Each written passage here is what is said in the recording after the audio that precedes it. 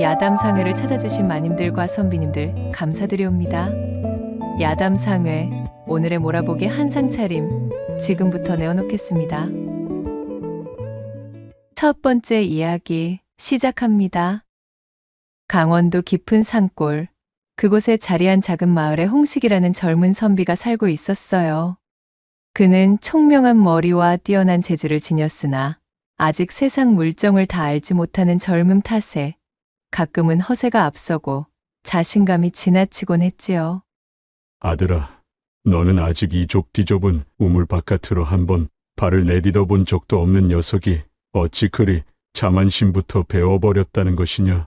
세상에는 걷는 자 위에 뛰는 자가 있고 뛰는 자 위에는 또한 날아다니는 자가 있는 법이니라. 사내대정부로 태어나 호기롭고 패기를 가지고 모든 일에 임하는 것은 좋은 일이나 그것이 과하면 독이 되어 돌아오는 법.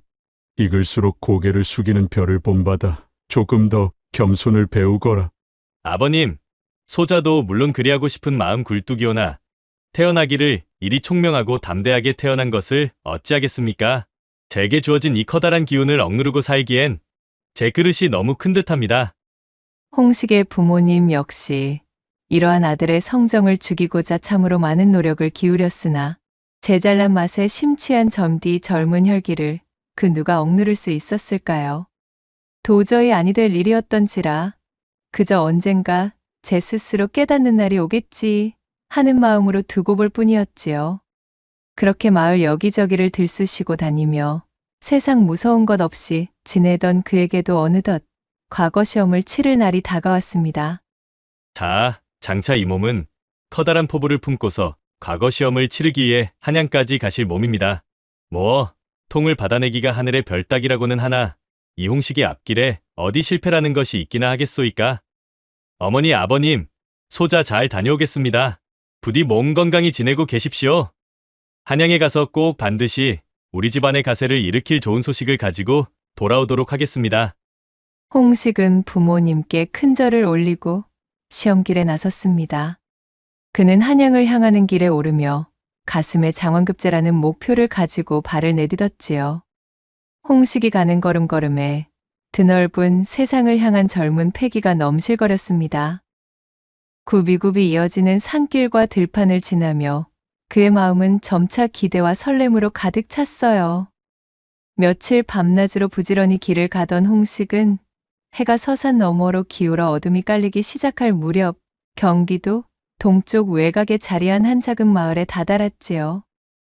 지친 다리를 이끌고 인가 몇 채가 보이는 곳으로 향했습니다. 보자. 내 듣자 하니 과거 시험을 보러 가는 선비에게는 묵어갈 수 있도록 방을 내어주는 것에 있어서 인색하지 않다 하니 저 집들 중 하나에 오늘 밤을 의탁해보도록 해야겠구나. 그리 생각하고 힘차게 발을 놀린 홍식은 개중에서 집의 크기가 꽤 작아 보였지만 어쩐지 인심이 가득한 기운을 내뿜는 듯한 집 한 채를 발견하게 되었지요. 그는 기다릴 것도 없이 그 집의 대문을 두드렸답니다. 니시오? 소리를 듣고 마침 대문을 열고 나온 이는 성성한 백발의 노인이었습니다. 노인은 고개를 들어 올려 홍식의 행색을 살피고는 후덕한 웃음을 지어 보였습니다. 어르신, 이거 실례가 많습니다. 혹여나 이 댁에 하룻밤 묵어갈 수는 없겠습니까? 저는 과거를 보러 한양으로 향하고 있는 선비요인데 보시다시피 이리날이 저물어 더 이상 길을 재촉하기 어려울 듯 싶어 하룻밤 의탁을 양해받고자 이리 들르게 되었습니다. 과거를 보러 가시는 선비님이시군요. 허허, 이거 아주 잘 들어오셨소이다. 자, 어서 들어오시오. 장차 큰일을 도모하기 위해 나서시는 분께서 이리 험한 밤길을 가실 수는 없는 노릇이지. 사양 말고 우리 집에서 편히 묵었다가 가시오. 노인은 사람 좋은 웃음을 보이며 홍식을 안으로 안내했고 안방에서는 안주인으로 보이는 듯한 노파가 반갑게 맞아주었습니다. 아이고, 먼 길 오시느라 참으로 고생이 많으셨겠소. 과거를 보러 가는 얼굴이 그리도 밝고 씩씩하니 필시 급제하여 큰일을 하실 상이시구려. 자, 어서 앉아 욕이라도 좀 하시지요. 노부부는 홍식을 안채로 들이며 극진히 대접해 주었지요. 홍식은 감사한 마음으로 노부부에게 예를 올리며 자신의 고향과 과거 시험에 대한 포부 등등 자신의 이야기를 들려주었습니다. 씩씩하게 이야기하는 홍식의 기세가 마음에 들었던 모양인지 노부부는 시종일관 웃음을 띠며 홍식이 하는 말에 귀를 기울이고 있었지요. 그렇게 대화를 나누던 중에 노파가 방안을 향해 외쳤습니다. 저기 얘야, 나그네 손님께 따뜻한 차 한 잔 더 내와주려무나. 네, 어머님. 노파의 부름에 안에서 앳된 목소리로 대답하는 소리가 들렸고 이내 새하얀 한복을 입은 한 여인이 고개를 조신하게 숙인 채 다과상을 들고 나왔습니다. 홍식은 눈을 힐끔 움직여 그 여인을 보았는데 웬걸요? 그녀의 미색이 참으로 고와 일찍이 자신의 고향에서는 한 번도 본 적이 없을 정도의 대단한 가인이었습니다. 자신의 입이 벌어지는 것도 모른 채 여인을 뚫어지게 보고 있으려니 여인도 홍식의 시선을 눈치챘는지 몸가짐을 바로잡고는 목례를 하며 쏜살같이 방으로 들어가 버렸어요. 그 모습을 본 노인이 겸언쩍은 웃음을 지으며 말했습니다. 허허, 저 아이는 우리 집 며느리 되시겠소. 저래 보여도 어찌나 성품이 올곧고도 또한 똑부러지는지 우리 집안에 아주 복덩어리가 들어왔지 뭐요. 나나 우리 부인이나 스라의 여식이 없었기에 참으로 며느리가 들어오면서 아주 기분이 좋았지. 헌데 하늘도 무심하시지. 안타깝기 그지없게도 혼례를 올린 그날 그만 하늘이 우리 아들을 풍토병으로 데려가시는 통에 저 불쌍한 것이 제대로 된 혼인 생활을 해보기도 전에 그만 청산과부가 되고 만 팔자라오. 아, 예, 이거 실례했습니다. 제가 공연이 좋지 않은 기억을 꺼내시게 해버린 것 같군요. 어허, 아니요, 아니요. 그것이 어디 선비님의 잘못이라 하겠소이까? 아무튼 우리 내외가 아주 저 아이만 보면 이 가슴이 미어집니다. 지아비고실도 제대로 못하고 떠난 우리 아들을 대신해서 우리 부부를 보살펴주고 있는데 아직 창창하게 젊은 것이 저리 우리 집안에 묶여 꽃도 피우지 못하고 있으니 이 늙은이들이 그저 염치가 없을 뿐이지요. 그렇게 분위기가 숙연하게 흐르려던 찰나 노파가 손뼉을 딱 치더니 말했어요. 아차차, 내 정신 좀 봐. 선비님, 때마침 오늘은 우리 집에서 조금 떨어진 외가에서 우리 조상님의 제사가 있는 통에 우리 내외는 그곳에 잠시 다녀와야 할 참이었습니다. 이거 귀한 객손이 집에 방문을 하였는데 집주인들이 이리 집을 비우게 되어 참으로 연목이 없군요. 그러자 노인이 손사래를 치며 말을 이었지요. 어이구 임자, 하지만 걱정할 것이 없지를 않소. 우리 며느라기가 집에 있을 예정이니 아예 빈집도 아니올시다. 우리 집이 아쉽게도 손님만 따로 묵고 가실 손님방은 없는 좁디 좁은 집이지만 온돌이 뜨끈하게 들어오는 큰 방이 있으니 거기서 지내시면 되시겠구려. 저희가 나가면서 우리 며느리에게도 이야기해두겠소. 우리 며느리가 좀 어린 나이이나 속은 참으로 깊고 야무져서 손님 접대 하나는 잘 해줄 것이오. 허니 불편함 없도록 잘 보살펴 줄 테니 염려 놓으시오. 노부부는 홍식에게 거듭 미안함을 표하며 제사 준비를 위해 잠시 집을 비워야 하는 사정을 설명했어요. 홍식은 노부부의 따뜻한 인심에 감사하면서도 한편으로는 아까 전 스쳐 지나간 며느리에 대한 막연한 호기심을 느끼고 있었습니다. 자신의 염통에 누군가 바람이라도 불어넣은 듯 쿵쾅쿵쾅 힘차게 요동치고 있었지요. 노부부는 꽤나 오랜 시간 방 안에서 며느리와 이것저것 이야기를 나누더니 이내 외출 준비를 마치고는 밖으로 나와 홍식과 인사를 나눈 후 집을 나섰습니다. 아까 전 흰색 한복을 곱게 차려입었던 며느리가 대문에 빗장을 걸고는 몸을 돌려 홍식과 마주 섰지요. 그녀는 젊은 나이임에도 불구하고 단아하고 기품 있는 태도를 지니고 있었습니다. 수줍은 듯 살짝 고개를 숙이며 홍식에게 정중히 인사를 올리는 것이었어요. 먼 길 오시느라 고생이 많으셨습니다, 손님. 이제부터는 제가 시부모님을 대신하여 손님을 모시게 되었사옵니다. 집안이 누추하고 저희 응대가 많이 부족하더라도 모쪼록 편히 지내주시면 감사하겠습니다. 며느리의 목소리는 나긋했지만 어딘가 단단함이 느껴졌습니다. 홍식은 며느리의 고운 얼굴과 단정한 모습을 눈으로 담으며 자꾸만 제 마음이 흔들리는 것을 느꼈어요. 별 말씀을요. 콧대 높던 자신의 그 기세는 어디로 갔는지 홍식은 며느리 앞에서 연거푸 말을 더듬으며 그렇게 그녀의 안내를 받아 마루로 올라섰습니다. 이내 정성껏 차려진 저녁상까지 물리자 며느리는 홍식을 방으로 안내했지요. 방 안에는 깨끗하게 정돈된 이부자리 2채가 놓여 있었습니다. 그것을 의아하게 생각한 홍식이 슬그머니 며느리를 바라보자 며느리가 고개를 조아리며 얼굴을 붉히고는 말했어요. 남녀가 유별하나 안타깝게도 현재 저희 집에는 방이 2칸뿐이옵니다. 시부모님이 쓰시는 방이 너무도 누추하고 천정에서 물까지 새는지라 그곳에는 손님을 도저히 머무르게 하실 수 없다 하시고는 저에게 신신당부를 하신 통에 어쩔 수 없이 이 방으로 모셨습니다. 이곳은 본디 저희 지아비가 떠난 이후로는 저 혼자 쓰는 방이었으나 하루 묵어 가시기에는 그럭저럭 나쁘지는 않을 것이옵니다. 허면 편히 쉬십시오. 손님께서 윗목에 펴둔 자리를 쓰시고 저는 아랫목에 눕겠습니다. 필요한 것이 있으시면 언제든 불러주십시오. 그리 말한 며느리는 윗목의 이부자리를 홍식에게 내어주며 다시 한번 꼼꼼히 정돈하는 것이었어요. 이윽고 아랫목에 자신의 이부자리 쪽으로 넘어가 이불을 덮고 들어가 버렸지요. 홍식은 젊고 아름다운 과부 며느리와 그것도 단둘이 한 방에 묵게 된 이 묘한 상황에 참을 수 없는 긴장감을 느꼈어요.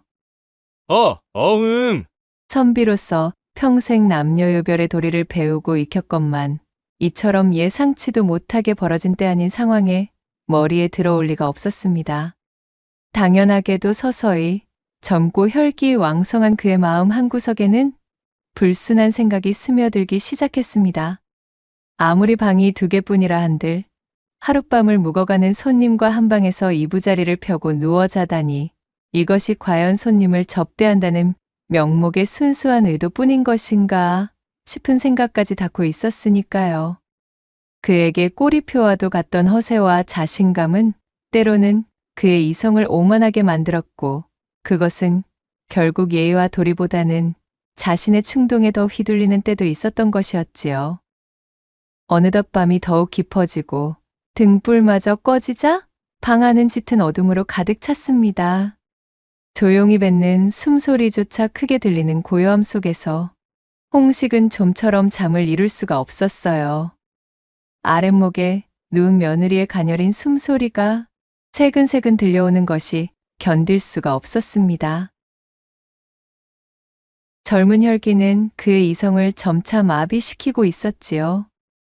아무리 사정에 맞추어 생각해보려 해도 이것은 매우 이상하지 않을 수가 없는 일이로구나. 제 아무리 지나가는 객손에게 정을 베푸는 것이 친절이자 또한 사람된 도리라고는 하나 어찌 이리 자신의 아들과 혼인을 하여 과부가 된 젊은 며느리를 객손과 한 방에서 재울 수가 있다는 말이던가. 또한 시부모의 령이라 한들 그것을 따르는 과부 며느리의 마음 또한 딴 생각이 없다고는 말할 수가 없을 터. 이는 필시 이 과부 역시도 나에게 음험한 마음을 품고 있기 때문이리라. 허니 외로움에 사무쳐 있을 젊디 젊은 한창 때의 과부에게 내정을 베푸는 것이 어찌 죄가 되겠느냐는 말이지. 홍식은 이와 같은 생각으로 줄곧 자신을 합리화했습니다. 더는 참을 수 없었던 그는 잠든 척을 하며 조용히 아랫목을 향해 발을 뻗었지요. 홍식의 발끝이 며느리의 무릎에 살짝 닿자 그는 제 심장이 뛰는 아찔함을 느끼며 그녀가 어떻게 반응할지 기대 반, 불안 반으로 기다리기 시작했습니다. 허나 며느리는 그저 나긋나긋한 숨소리만 내뱉을 뿐 별다른 반응이 없었지요. 이에 자신감을 얻은 홍식은 그녀 역시 분명 원하고 있다 생각하여 이번에는 좀 더 과감하게 발을 쑥 내밀어 그녀의 무릎 위쪽으로 훑어올리기 시작했습니다. 허나 홍식이 상상하던 장밋빛 청사진과는 달라도 너무나 다른 과부 며느리의 얼음장 같은 태도가 돌아왔습니다. 그녀는 조금의 동요도 없이 조용히 입을 열었지요. 손님, 주무시지 않으시는군요. 그러자 홍식은 크게 당황하여 어설프게 잠꼬대를 하는 척하며 제 행동을 무마하려 했지요. 허흔, 산은 산이요. 또한 물은 물이로다. 그러나 며느리의 목소리는 더욱 단호하고 분명해졌습니다. 그 냉랭함이 몹시도 뾰족하여 흡사 어둠 속에서도 그 기운이 느껴지는 듯 했지요. 손님, 방금 하신 행동이 무엇을 의미하는지 손님 스스로가 가장 잘 아실 것입니다. 손님은 장차 과거에 급제하여 나라의 큰 일꾼이 되시기로 작정하신 분 아니신지요. 백성을 다스리고 도리를 가르쳐야 할 분께서 어찌 이리 경망스러운 행동을 하십니까?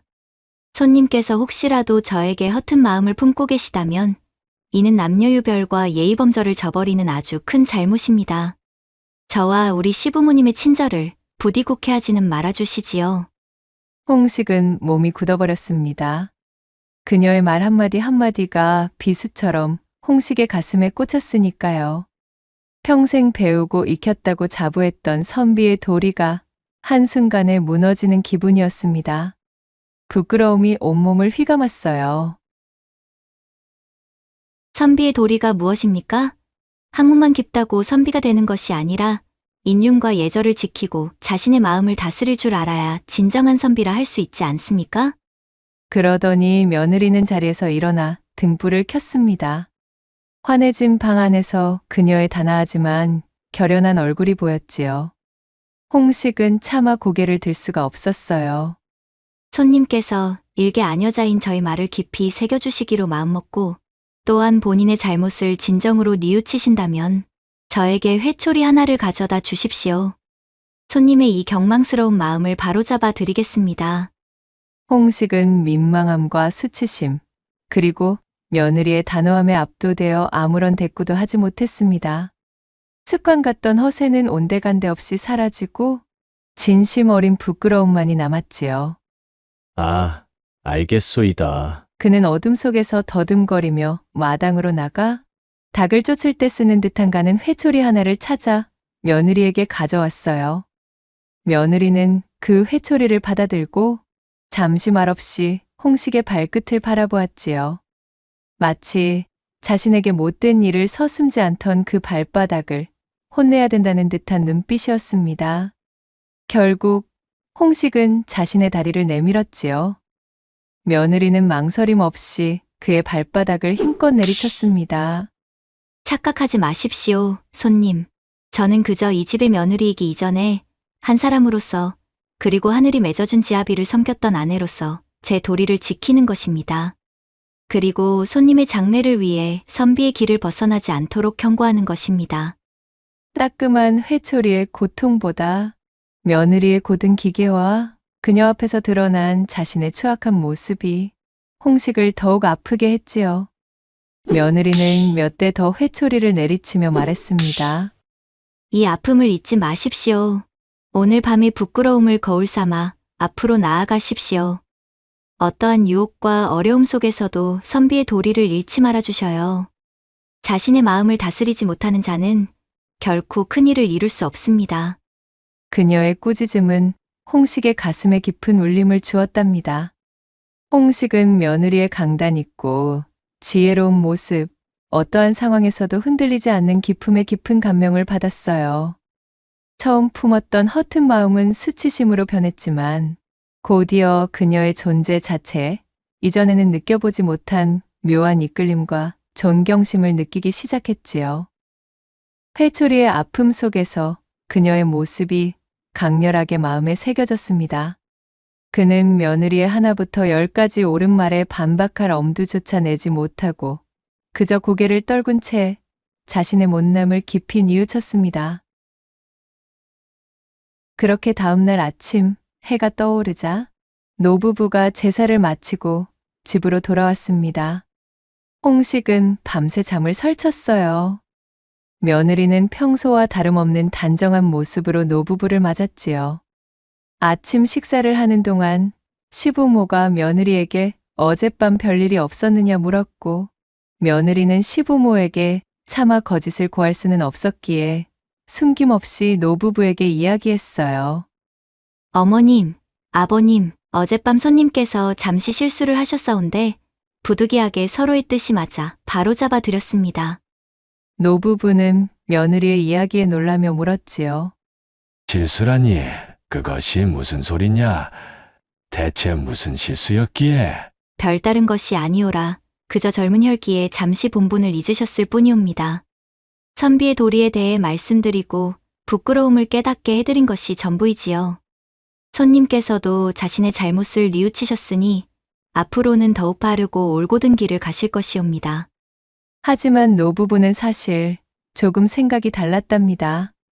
그들은 자신의 아들과 혼인하여 행복한 혼인 생활을 채 피워보지도 못하고 그만 아들이 황천을 향했고, 그 덕에 집안에 갇혀 지내기만 했던 어질고 똑부러지던 며느리가 청산과부 신세까지 얻게 된 것이 너무도 딱했던 것이지요.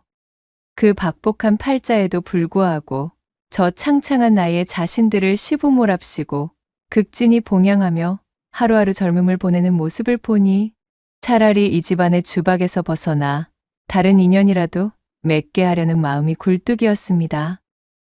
그리하여 자신의 아들은 이제 있고 새 출발을 하라 일렀음에도 이 쇠고집인 며느리는 도통 들을 생각조차 하지 않았지요. 결국 며느리의 고집을 꺾지 못하고 전전긍긍하고 있던 시부모는 때마침 우연찮게 자신의 집을 방문한 훤칠하고 인물 좋은 선비 홍식과 마주하게 되었고, 꾀를 낸답시고 자신의 며느리를 홍식의 방에 들여 밤사이 선비와 새로운 인연을 트게 만들 속셈이었던 것이었어요. 하지만 대쪽 같은 며느리는 그것을 알 리가 없었고, 홍식과 인연의 물꼬를 틔우기는커녕 혼까지 냈다는 말을 들으니 눈앞이 캄캄할 수밖에 없었습니다. 그래. 우리 외골수인 며느리가 참으로 현명하게 잘 대처했구나. 그 젊은 사람이 실수를 할 수도 있는 법이니 그 실수에서 깨달음을 얻는 것이 중요하지. 저 선비님께서도 이를 통해 귀한 가르침을 얻으셨을 게야. 시아버지인 노인이 겸연쩍은 듯 자신의 머리를 긁적이며 말을 더듬었습니다. 하지만 그런 자세한 사정까지는 알지 못했던 홍식은 그저 과부 며느리의 당당하고 강인한 모습을 보며 다시 한번 감탄했지요. 홍식이 살면서 이다지도 자신을 휘어잡은 여성이 또 있었던가요? 어젯밤의 수치심은 점차 며느리에 대한 깊은 존경심으로 변해가고 있었어요. 홍식은 아침 식사를 마치고 노부부에게 정중히 감사를 표했습니다.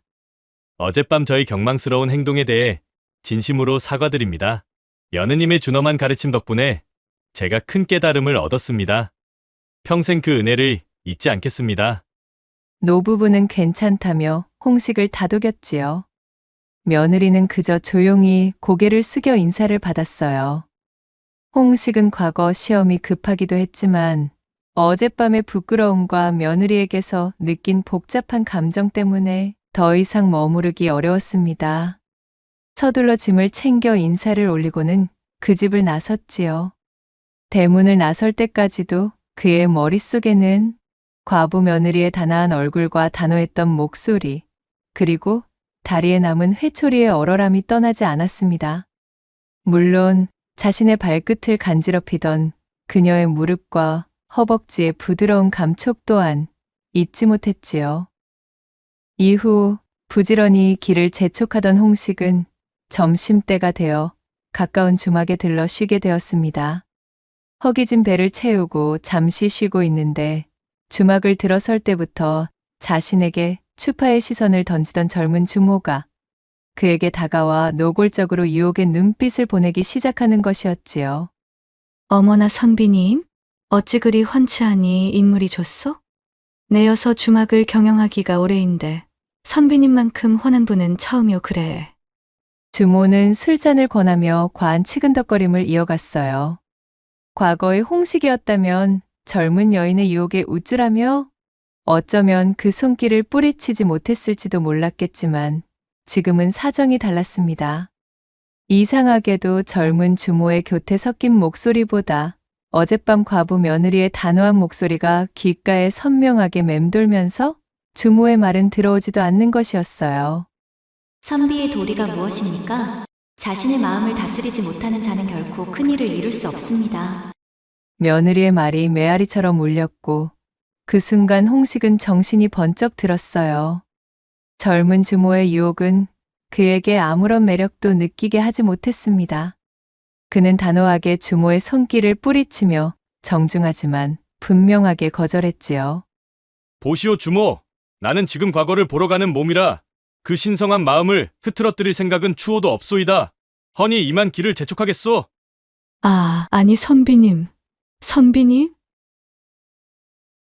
등 뒤에서 애타게 자신을 부르는 주모의 목소리를 무시한 채 주막을 나서며 홍식은 깨달았어요.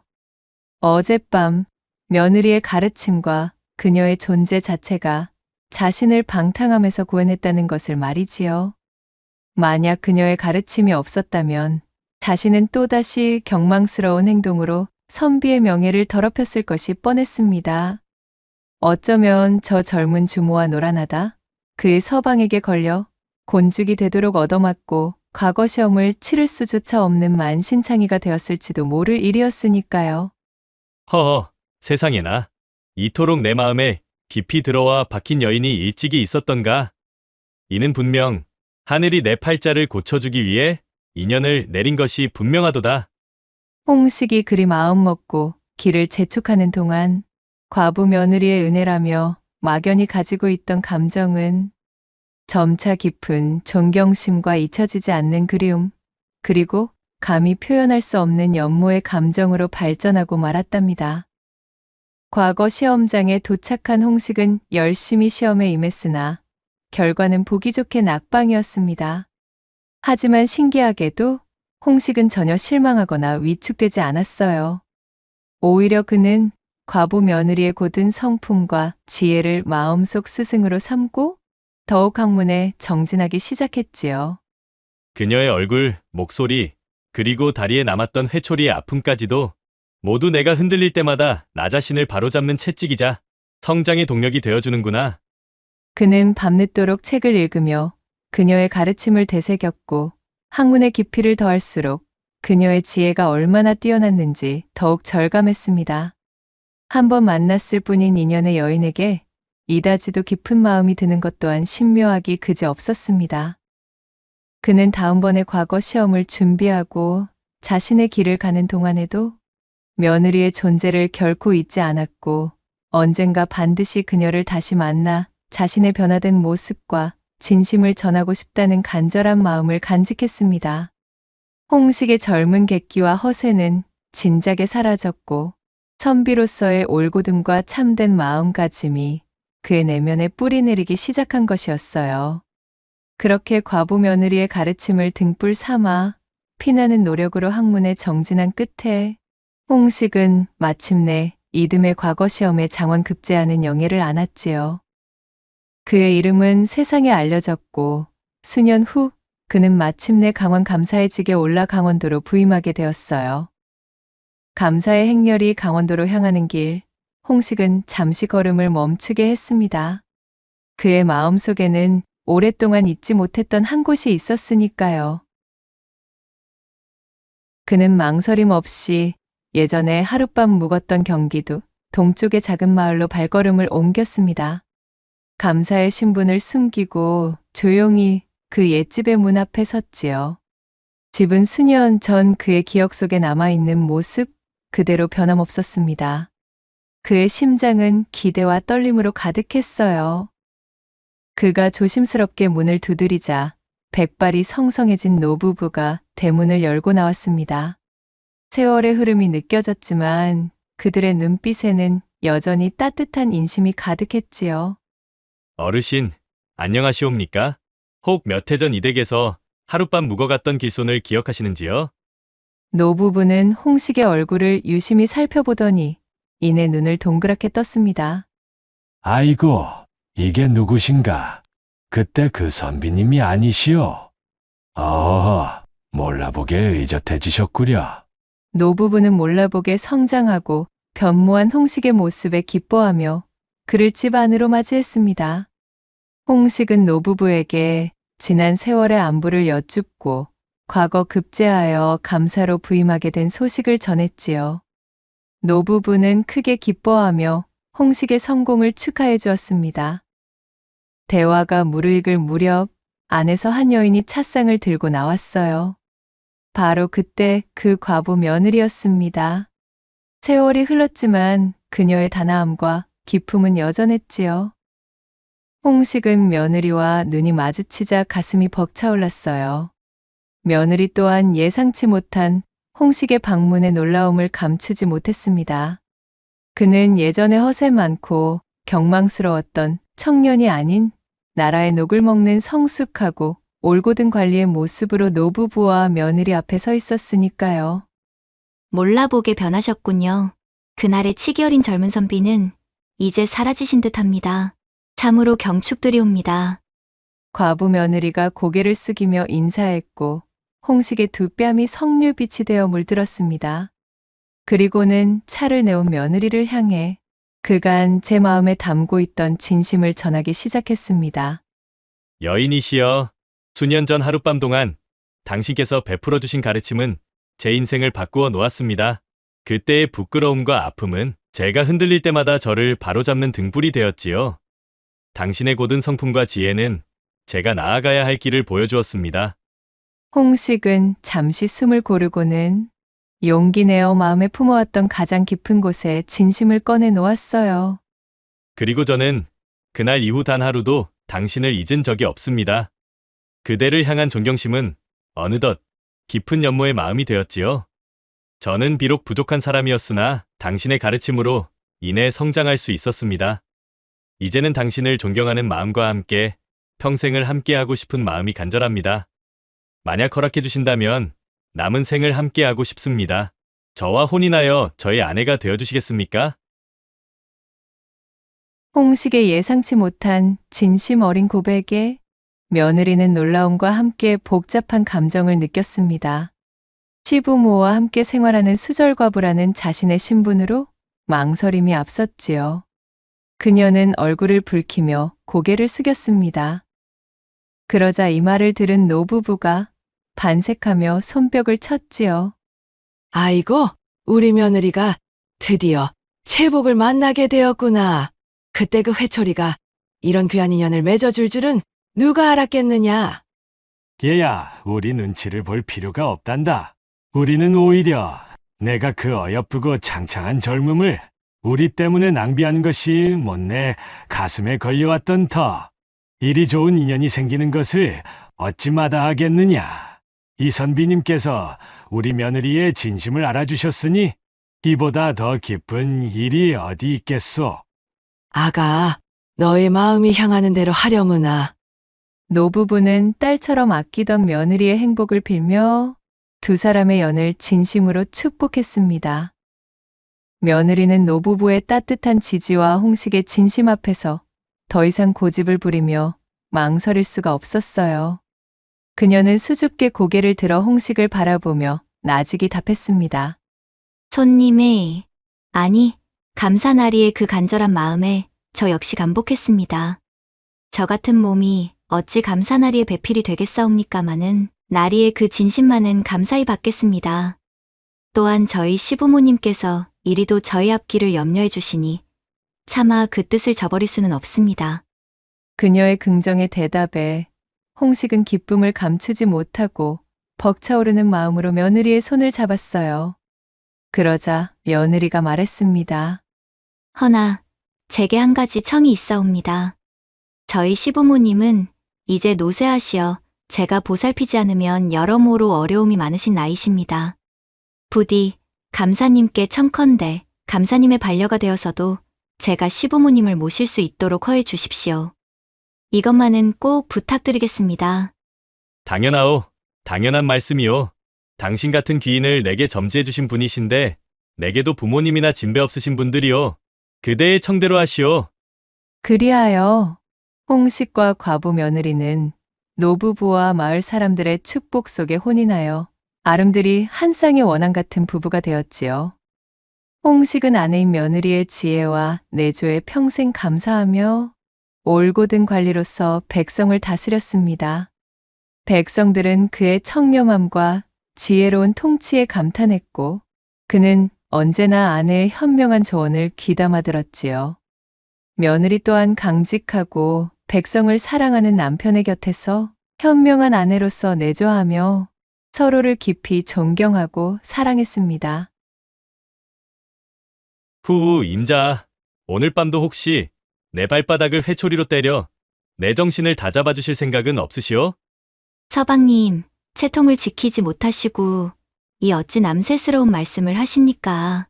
이제 서방님께서는 그런 훈육 같은 것은 필요 없으신 늠름하신 사내십니다.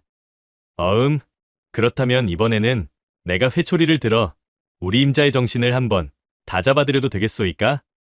정말 못 말리신다니까. 참으로 이 아내에게 회초리를 드셔야만 마음이 풀리시겠사옵니까? 허기인, 우리 임자는 너무 완벽한 사람이라 그것이 탈이오. 허. 두 사람이 기거하는 방에서는 밤마다 웃음꽃이 피어오르며 합궁의 가락이 널리 퍼져나왔으니 두 사람은 그녀의 시부모를 성심으로 봉양하며 그렇게 행복한 삶을 오래오래 지켜나가게 되었다는 후문이 전해지고 있사옵니다. 두 번째 이야기 시작해 볼게요. 옛날 옛적 세도가들이 모여있는 한양바닥에서도 그 위세가 결코 범상치 않은 한명문 양반가가 있었습니다. 그 댁에는 가까 출입 한번 하지 못한 채 집안에만 틀어박혀 있는 무남동녀 외동딸이 있었지요. 그녀의 이름은 가연으로 사군자와 서예를 즐기며 아녀자임에도 글공부에 대한 학구열이 대단하여 날 때부터 총명하고 학식이 높기로 소문이 자자한 처자였습니다.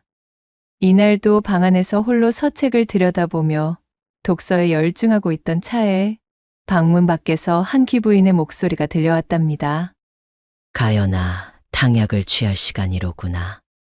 귀부인은 이 댁의 안방마님으로 가연의 어머니였지요. 그녀의 손에는 곱게 달여 진한 빛깔을 띠고 있는 탕약이 담긴 대접이 들려 있었습니다. 귀부인은 가연에게 조심스럽게 탕약을 넘겨주었고 탕약 사발을 바라보던 가연은 땅이 꺼져라 한숨을 푹 내쉬고는 그것을 받아들었습니다. 어머님, 언제까지 이 쓰디쓴 약을 먹어야 하는 것이옵니까? 그리도 오랜 기간 이 탕약을 취해왔지만 지금까지도 차도가 없는 거려. 얘야, 그런 소리 말거라. 조금이라도 효험을 보이는 기미가 있다 하며 조선 천지에서 그 무엇이라도 구해 너에게 먹이고픈 이 어미의 마음을 알아다오. 어서 쭉 들이키거라. 그랬습니다. 가연은 날 때부터 기력이 허하고 유약한 몸을 가지고 태어났지요. 가만히 있어도 코피가 자주 났던 데다가 어느 부위라도 한번 다치면 회복이 상당히 더디고 고생이 심했습니다. 그 예전 가연이 자신의 병세를 깨닫기 전이었던 어린 시절, 호기심이 동해 산과 들을 뛰어놀다 나뭇가지에 살짝 쓸린 상처로도 그것이 곪고 열병까지 유발하여 죽을 고비를 넘긴 이후로 바깥 출입을 금지당한 채 제 방 안에서만 지내야 했습니다. 또한 곧불과 천식, 기침도 잦았기에 성장하면서 닥친 잔병치레 역시 셀 수조차 없이 많았습니다. 잔뜩 찌푸린 미간으로 탕약을 모두 비운 가연은 귀부인이 내민 약과를 낼름받아 입에 물고는 말했습니다. 참으로 옥사에 갇혀 지내는 기분과도 같아 답답하기가 이루 말할 수가 없습니다. 그렇지 않아도 내 너에게 그것과 관련하여 해줄 말이 있구나. 방금 전 의원이 다녀가 너의 병세에 관한 조언을 해주고 갔단다. 복잡하고 정신없는 이 한양 바닥에서는 내게 어떤 악영향이 끼칠 것인지 그것을 담보할 수 없기에 집안에서만 지내야 했다만 산세가 깊은 아랫고을로 비접하여 거기서 지내게 된다며 너희 병세에도 차도가 있을지 모른다고 말이야. 기부인은 하나뿐인 여식이 오랜 병환으로 집에만 갇혀 지내는 것이 못내 안쓰러워 터져 나오려는 눈물을 참으며 말했습니다. 정말인가요, 어머니? 그럼 그곳으로 비접하게 되면 더 이상 방 안에서만 갇혀 지내지 않아도 괜찮다는 것이지요? 바깥 구경도 마음대로 할 수 있고요? 좋아요. 너무 좋아요. 말만 들어도 참으로 신나지 뭔가요. 당장 짐을 꾸리도록 하겠어요, 어머니. 제 어미의 말에 가연은 어린아이처럼 방방 뛰며 기뻐했습니다. 그런 자신의 딸을 바라보는 기부인의 표정에는 일순 안쓰러움이 스쳐 지나갔으나 이내 웃음을 띤 채 기뻐하는 딸을 토닥여 주었지요. 어머니의 결정대로 가연은 건강을 회복하기 위해 깊은 산골마을로 비접을 감행하였습니다. 가연을 보필할 하인들과 가사도구들을 잔뜩 실은 일행이 마을에 도착했고 항시한적하던 마을에 한양에서 당도한 휘황찬란한 인파의 행렬이 들어서자 호기심이 생긴 사람들이 마을 어귀까지 구경을 나왔습니다. 가마 속에서 바깥 풍경을 구경하던 가연은 입을 벌린 채 감탄을 맞이 않았지요. 이곳은 가연의 어머니가 태어나고 자란 산골마을로 예전부터 맑은 공기와 깊고 드넓은 산세 속 영험한 기운이 도사리는 곳으로 유명했습니다. 사람들로 북적거리는 한양 바닥에서 담벼락 너머로 끊임없이 들려오는 말과 소, 인파가 뒤섞인 소음 소리에 익숙하던 가연은 자연을 벗삼은 새소리와 청명한 바람, 수풀로 우거진 녹음의 향기에 완전히 취하고 말았습니다. 벌써부터 온몸이 건강해지는 기분이야. 어머님의 고향은 정말이지 참으로 근사한 곳이구나. 이곳에서 지내며 내 심약한 병세를 싹 도려내었으면. 앞으로 지내게 될 저택의 당도한 가연은 곧바로 들판을 향해 뛰쳐나왔습니다. 맨발로 풀숲을 밟아보던 가연은 발끝에서 전해져 오는 싱그러움에 깨르륵 웃음을 터뜨리며 소리쳤습니다. 제 방이 세상의 전부인 양 같아만 지내던 가연에게 이 드넓은 자연의 공간은 말 그대로 극락과도 같았답니다.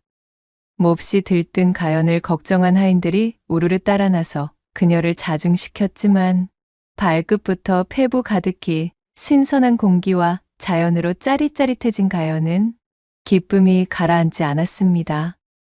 그렇게 산골마을에서 새로운 시작을 하게 된 가연이 점차 이곳의 생활에 익숙해져 갈 때쯤이던 어느 날 따스한 햇살을 받으며 산책을 나간 가연의 눈에 널쩍한 바위 위에 앉아 조악하게 만든 낚시대를 들이우고 낚시를 하고 있는 한 사내가 들어오게 되었습니다. 그간 집안에서만 갇혀 지내던 가연은 이토록이나 가까운 거리에서 제 또래의 사내를 바라보는 것이 생전 처음이었지요. 호기심이 동한 가연은 잔뜩 두근거리는 심장을 가다듬고 사내의 곁으로 다가섰습니다. 졸고 있는 것인지 물가 표면에 비친 윤슬을 내려다보고 있는 것인지 구분할 수 없을 정도로 평온한 표정을 하고 있던 사내는 가연의 인기척에 뒤를 돌아보았습니다. 오라, 니신가 하였더니 일전 한양서 당도하신 낭자 아니시오. 그래, 날이 좋아 산보라도 나오셨는가 보지요. 자신을 알아보며 반가워하는 사내의 목소리에 가연의 두 뺨이 금세 복숭아빛이 되었습니다. 그녀는 잔뜩 긴장된 목소리로 더듬거리며 답했지요. 나 남녀가 유별하거늘. 어찌 이리 가볍게 말을 건네시는지요. 붉게 상기된 얼굴로 몸을 베베꼬며 말하는 가연을 힐끗 바라본 사내가 너털웃음을 터뜨리고는 말했습니다. 남녀가 유별하다고는 하나 낭자의 미세계와도 뛰어나기에 내 도저히 가볍게 말을 건네지 아니할 수가 없질 않았겠소. 탓하려거든 그대의 아름다움을 탓하시지요. 사내는 농을 건네며 껄껄 웃었고 가연의 얼굴은 그야말로 익은 홍시가 되어 마치 붉은색 물감이 뚝뚝 떨어질 지경으로 새빨갛게 달아올라 있었습니다. 그렇게 가연은 사내의 권유로 그 옆에 다소곳이 앉아 유유자적 낚시를 즐기고 있던 사내와 이런저런 이야기를 나누었습니다. 사내는 자신의 이름이 경천이며 자신 또한 과거 공부를 위하여 평안도에서 이곳까지 당도에 지내고 있다 설명해 주었지요. 경천은 매우 호탕한 성격의 짓궂은 소리가 입버릇이었지만 예의가 바르고 세심하였기에 금세 가연의 마음을 사로잡았습니다. 저희 경우는 타고난 몸이 유약하여 병세에 차도가 있을까 싶어 이곳까지 비접을 온 것입니다. 이런, 그랬구려. 그것 참 안 되었소이다. 괜찮사옵니다. 저는 이곳이 너무 마음에 들기에 오히려 즐겁기까지 한 거려. 웃고 떠들기만 했던 내가 괜시리 미안해지는구려. 내 가연낭자보다 조금 일찍 이곳을 경험해본 바, 병세를 호전시킬 비접지로는 여기만한 곳을 찾기 어려울 정도로 근사한 곳이오. 지내시는 동안 반드시 차도가 보이실 겁니다. 자신을 위로해주며 시원한 웃음을 보이는 경천에게 세상 물정 하나 모르는 순백의 상태였던 이 순진무구한 가연은 좁디 좁은 제 방이 오직 자신의 우주였던 상태에서 처음으로 벗어나 경천이라는 사내에게 피어나는 깊은 호감의 바다에 그만 풍덩 빠져버리고 말았습니다. 그날 이후로 가연은 곱비 풀린 망아지가 되어 틈만 나면 경천과 만나 여기저기를 어울려 다녔습니다. 한양에서라면 지긋지긋한 사대부의 규율과 예절 교육에 아녀자의 신분으로 성치도 않은 몸을 간수하고 몸가짐을 단정히 하라며 듣기 싫은 잔소리를 늘어놓는 식구들 뿐이었겠지만 이곳은 그야말로 가연에게 자유의 상징 같은 곳이었지요. 경천은 가연의 답답한 소가리를 훤히 들여다보듯 가슴 속에 가려운 곳만 쏙쏙 찾아내 긁어주는 쾌청한 남자였습니다. 예의를 잃지 않았고 늘 가연의 이야기에 귀를 기울였으며 또한 진심을 다하여 그녀의 병세와 다친 마음을 걱정해 주었지요. 가연은 경천과 대화를 나누고 있노라면 이다지도 자신과 합이 맞는 사내가 달리 존재할 수 있을까 싶은 마음에 조선 천지에 그와 같은 사람은 없을 것이라는 생각이 가득 차는 것이었습니다. 가연낭자, 오늘은 산으로 올라가 가연낭자의 병세에 효험이 있는 이런저런 약초들을 찾으러 가볼까 하는데 어떠시오? 함께 하시겠소? 그럼요. 물론입니다, 선비님. 우리 어서 가보아요. 어느 날 아침 경천이 가연을 찾아와 약초 채집 동행을 제안했고 안 그래도 경천의 얼굴을 볼 구실이 없나 고민하던 가연은 흔쾌히 그 제안을 수락하게 되었지요. 두 사람은 산으로 향하는 길목에서부터 산새가 우거지는 곳까지 서로 잡아주고 끌어주며 즐거운 이야기꽃을 곁들인 채 나아갔습니다. 그렇게 경천이 점찍어둔 목적지에 다다른 두 사람은 이런저런 약초를 찾는 것에 몰두하기 시작했습니다. 선비님, 여기 이것 좀 보셔요. 세상에, 흰 꽃이 너무 예쁘게도 피었어요. 그것은 구절초라 부르는 약초요. 처음 개화할 때는 어두운 분홍색이지만 점점 흰색으로 밝게 자라난다오. 마치 가연낭자처럼 화사해지는 녀석이지. 구절초도 가연낭자의 병세에 도움이 되는 효능이 많으니 넉넉히 캐도록 하십시다. 아, 아잉 선비님도 참 무슨 그러한 말씀을. 헌데 선비님께서는 모르시는 것이 없으시옵니다. 서책만 들여다보시는 분이 아니시군요. 실하게도 이리 관심을 쏟으시는 것을 보면 말입니다. 하, 그렇게 보였소. 내 언젠가는 고리타분한 서책 해석이나 글 공부에서 벗어나 좀 더 드넓은 학문을 탐구하는 세상이 올 것이라 믿어 의심치는 않소만. 우리 부모님께서는 하등 쓸모없는 일에 매달린다며 나를 타박하지 않겠소. 자신의 말에 머쓱하게 웃는 경천의 얼굴을 보며 가연은 동병상련의 감정을 느끼고는 그가 더욱 가깝게 여겨졌습니다. 그렇게 약초를 찾으며 약초에 유래된 이런저런 대화들을 주고받는 사이 시간은 어느덧 훌쩍 지나가 버렸고 두 사람이 약초에 정신을 파는 사이 하늘이 어둑어둑검게 물들더니 이내 굉음을 내며 굵직한 소나기가 쏟아지기 시작했습니다. 이런! 큰일이오! 가연낭자! 어서 이리로! 준비도 없이 산중에서 소나기를 만난 두 사람은 비를 피할 겨를도 없이 온몸이 홀딱 젖어버리고 말았습니다. 때마침 근처의 작은 동굴을 발견한 경천이 가연을 대동해 동굴 속으로 몸을 피하게 되었지요. 아니, 낭자, 온통 젖어버리지 않았소이까? 이거 참으로 큰일이오. 잠시만 기다려주시오. 내 당장 물을 피우리다. 온몸이 젖어 비단 옷이 몸에 달라붙은 가연이 추위에 오들오들 몸을 떨고 있자 경천은 깜짝 놀라 황급히 쌈지 안에서 부싯돌을 꺼냈습니다. 동굴 안에 널브러진 불쏘시개들을 긁어 모아 불을 피워낸 경천이 가연에게 말했지요. 이거 공연히 이런 깊은 산중으로 낭자를 데려오는 바람에 이런 사달이 나고 말았고요. 내 참으로 미안하기 그지없습니다.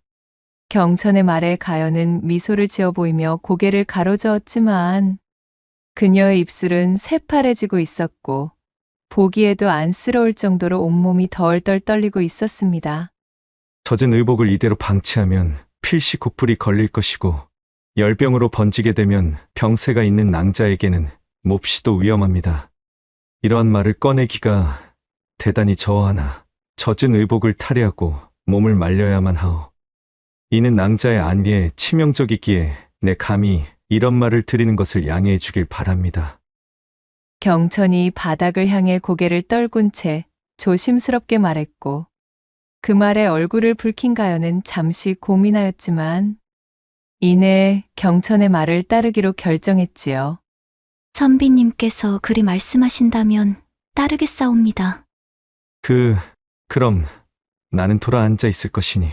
경천은 차마 고개도 들어올리지 못하고 몸을 뒤로 돌린 채 가연을 등지고 앉았습니다. 가연은 경천의 넓은 등을 물끄러미 바라보다 이내 천천히 탈의를 시작했습니다. 뒤돌아 있는 경천의 귓가로 가연의 옷가지들이 사락사락 스치는 소리가 들려왔지요. 그것은 동굴 속 가득 차 있던 세찬 소나기 소리조차도 뚫고 선명하게 들어올 정도로 매우 강렬한 소리였습니다. 저기 선비님.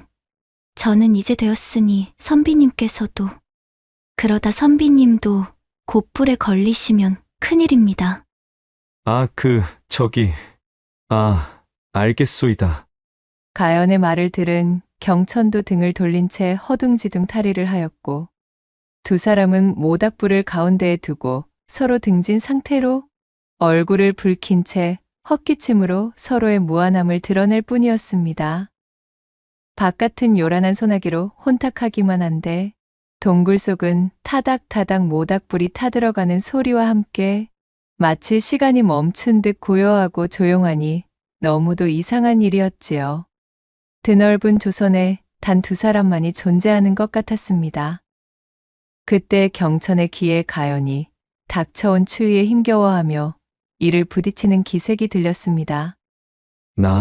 낭자, 괜찮으십니까? 이거 참으로 큰일인데 아직 소나기가 한참이라 이대로는 하산할 수도 없는 일인데. 이쯤은 괜찮습니다. 그보다도 선비님, 정령 사람이 체온을 잃게 되면 깊은 병세에 빠져 위험할 수도 있는 일인지요. 등 뒤로 들려오는 가연의 물음에 사색이 된 경천이 허둥지둥 답했습니다. 물론입니다. 더군다나 지금 낭자의 병기로는 치명적일 수가 있는데 이거 참으로 내 생각이 너무도 짧았습니다. 어찌하여 천기가 좋지 않아 비가 내릴 수도 있음을 미리 알아차리지 못하였는지. 자책하실 필요 없사옵니다. 천기는 그야말로 천기, 하늘의 뜻이거늘 어찌 사람이 대비할 수가 있겠나이까. 정이 그리 마음을 쓰셔야만 하겠다면. 그 말을 끝으로 잠시 가연의 숨을 고르는 소리가 들리는 듯 싶더니 이내 경천의 등으로 따스하면서도 서늘한 체온과 머리카락이 닿는 느낌이 들었지요. 낭자! 아니 이것이 무슨... 선비님께서 지니신 체온을 제게 나누어 주시면 되질 않겠습니까? 그리하면 서로가 체온을 잃을 일이 없으니 안심이고 말입니다. 아니, 되겠습니까? 가냘프게 떨리고 있었지만 가연의 목소리는 그 어느 때보다도 촉촉한 습기를 머금고 있었습니다. 낭자. 등으로 전해져 오는 부드러운 감촉에 경천의 심장이 폭발할 듯 쿵쾅거렸지요. 그것은 가연 역시도 매한가지였습니다. 두 사람의 심장 고동 소리가 동굴 안을 가득 채워 무너져 내릴 듯 요동을 쳤습니다. 공간을 채운 훈훈한 열기는 비단 모닥불 때문만은 아니었어요. 두 사람은 이내 누가 먼저라고 할 것도 없이 격렬하게 타오르는 춘심에 몸을 내던졌습니다. 동굴 밖에서 세찬 소나기와 검게 물든 하늘이 선사하는 뇌성병력조차 동굴 안에서 벌어지는 운우지정에는 비할 바가 아니었답니다. 가연은 그간 경천에게 품어오던 마음을 여실히 드러낼 수 있는 기회가 되었고, 경천 역시 가연과 함께하며 애써 막아오던 연정의 둑이 흘러넘치는 장이 되었습니다. 그렇게 두 사람은 깊은 사랑을 나누며 체온을 유지할 수가 있었지요. 선비님, 처음 선비님을 배웠을 때부터 소녀는 어쩐지 훗날 일이 될 것만 같다는 생각이 들었사옵니다. 참으로 선비님을 만날 수 있어서 얼마나 다행인지 모르옵니다. 내가 할 말을 낭자가 먼저 하시는구려. 나 역시 이 고을로 내려와 지내게 된 것을 천지신명께 감사하는 것으로 하루를 시작한다오. 낭자 덕분에 내 인생이 더욱 값진 것이 되었소. 두 사람은 서로의 손을 맞잡고 입술을 나누었고, 이 특별한 경험을 양분 삼아 두 사람의 연심은 활화산처럼 타오르게 되었습니다. 이것은 가연에게는 엄청난 사건이었으며 지대하게 큰 영향을 미쳐 마음속에 경천에 대한 사랑의 감정이 뿌리 박히게 되는 계기가 되었지요. 한참 뒤 소나기가 멎어 하늘은 금세 맑게 개었고, 경천은 서둘러 가연을 보필하여 산을 내려와 그녀를 집까지 바래다 주었습니다. 비를 맞게 되었으니 촉히 몸을 보필하고 곧불이 걸리지 않도록 몸을 따뜻하게 유지하셔야 합니다. 네, 아직까지도 낭자에 대한 걱정이 멎지를 않습니다.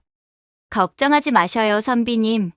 오늘 선비님께서 저를 따뜻하게 품어주셨으니 한낱 곧불 따위가 제게 찾아올 일은 없을 것이옵니다. 저는 아직도 선비님의 온기가 제게 남아있는 기분인걸요. 이런 충만한 기분은 난생 처음이라 오히려 온몸이 뛸듯이 끌어넘치는 느낌이옵니다. 가연은 양보를 홍조로 가득 물들이면서도 화사하게 웃으며 대답했고, 그 얼굴을 본 경천도 몹시 애틋하여 그녀를 따뜻하게 안아주었지요. 그렇게 아쉬움을 뒤로한 채 설레는 마음을 간직하고 집으로 돌아간 가연은 그날 밤 자신의 말대로 온몸이 펄펄 끓는 열병을 경험하게 될 줄은 몰랐습니다. 이 일을 어쩌면 좋단 말인가? 아이가 이 지경이 될 동안 보필하는 하인들은 대체 무얼 했다는 것이야? 그날 이후로 가연에게 약한 곧불 기운이 찾아오더니 이내 온몸이 불덩이가 되어 식은땀을 뻘뻘 흘리며 자리에 드러눕게 되었습니다.